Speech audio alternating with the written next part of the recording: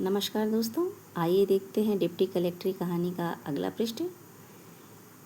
पहले के पृष्ठ मेरे चैनल पर अपलोड हैं। जिस किसी ने कहानी ना पढ़ी हो तो चैनल पर जाकर पढ़ सकता है।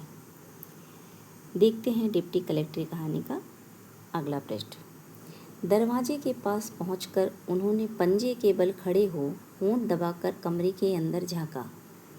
उनका लड़का नारायण मेज पर रखी लालटेन के सामने सिर झुकाए ध्यानपूर्वक कुछ पढ़ रहा था। सकलदीप बापू कुछ देर तक आंखों को आश्चर्य फैलाकर अपने लड़के को देखते रहे, जैसे किसी आनंदमयी रहस्य का उन्होंने अचानक पता लगा लिया हो।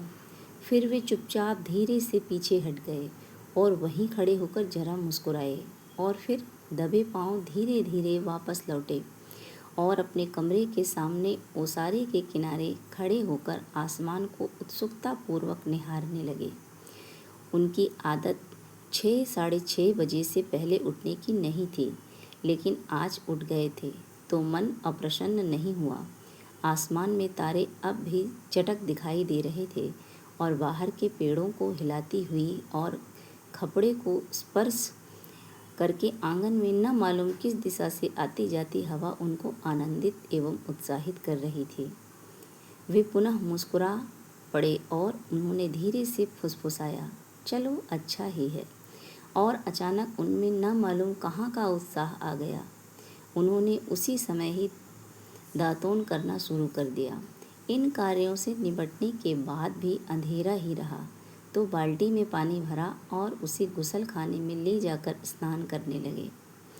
स्नान से निवृत्त होकर जब वे बाहर निकले तो उनके शरीर में एक अपूर्व ताजगी तथा मन में एक अवर्णनीय उत्साह था। यद्यपि उन्होंने अपने सभी कार्य चुपचाप करने की कोशिश की थी, तो भी देह दुर्बल होने के कारण कुछ खटपट हो गई, जिसके परिणाम स्वरूप उनकी पत्नी की नींद खुल गई।